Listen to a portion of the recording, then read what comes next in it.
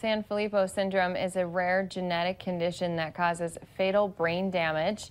In the FM area, there are 3 families impacted by this disease. Trisha Gates, whose daughter is impacted by the Sanfilippo syndrome. Also, Rachel Olson here to talk about just spreading some awareness about this rare disorder and some ways to find out more about it. So to both of you, thanks so much for being here. Let's start with this. I mean, 3 people in our community have it. I'm not familiar with Sanfilippo syndrome. I assume a lot of people aren't. What is it exactly, and how did you find out your daughter had it? Well, it's a genetic disease, so each parent has to carry the same recessive gene. And basically, she's lacking an enzyme to metabolize just a kind of a waste material that collects in the cells. And as it continues to collect, it does progressive damage, and it will take away all of her abilities to, everything that she learns, it will take away her ability to eat, to walk, to talk. It starts to impact her like a form of child's Alzheimer's. And the life expectancy is, about 10 to 20 years. So it's rare, but it's quite a monster of a disease. Yeah. Is it super aggressive? I mean, is it like you're talking a 24-month time frame or a? I mean, as far as how long, no, it's, the life expectancy is 10 to 20 years, but it's kind of gradual as the things, come up. Children will start to lose their speech, and then they'll not be able to sleep and hyperactivity, and it just kind of progressively just does things. And it, it's not like it's, overnight, but yeah, it's pretty devastating. So how old is your daughter, and when did you start to kind of see some signs that, something wasn't quite right? Well, she's 8.5, and I, pretty much when she was born, I just, she was my 4th child, and I just knew something wasn't quite right. I think I almost instantly knew, and I think just, going through doctoring and pediatricians and just nobody really listening to the things that were happening. Her speech was delayed. She didn't really start speaking until she was 3. She had, a lot of ear infections.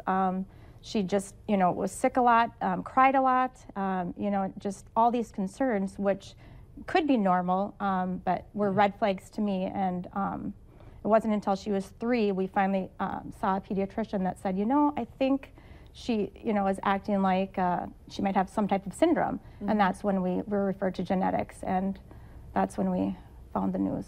So I know you're the speech pathologist. Is there anything from a food intake wise or medicinally that you can do to try to kind of slow it down or even reverse it, or? Just with Trisha and Andy, their concerns of the speech being delayed, getting early intervention was definitely key to get all those therapies in place, so that, shortly after the speech therapy was in place, you got the diagnosis of Sanfilippo syndrome. And the characteristics that she had were very common in other children that don't have that disorder. So, it was great that you went with kind of your mom instinct on there's something still going on, there's something still wrong. And so just having those early interventions in place ahead of time and as early as can be, because, as each birthday goes on, more demands are needed, and their cognitive and their language just keeps growing. And I'm thankful that you sought us out and got the therapies you needed. She actually has some words, but typically at her age, most kids do not have any more words. And so Bria does still have some words, and she can't have she's never been able to have a conversation, and ask you something, but she will say some things, whereas typically by this age, most kids have lost all of it. And a lot of them are even struggling to walk at this point. And so I just have her in therapies nonstop. And there is no cure right now. There is a trial that's going on, a gene therapy trial, that they're hoping is, the answer to this. But as of now, there is nothing. There's no diet. There's no medication. Basically, the things that we do now for medications are just to help her with symptoms of things, because there's all kinds of things that happen. The sleep, stomach issues.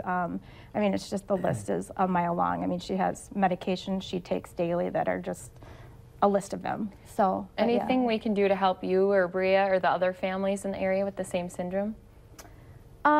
I think what all of us that have are impacted by this, we just want to get the awareness out there, because with this disease, just because they're born normal, and a lot of them will progress Some actually, like Bria didn't start talking until she was 3, but there are some that do talk. But I think it's looking at those warning signs of, something's not right. And, some kids are misdiagnosed as autistic.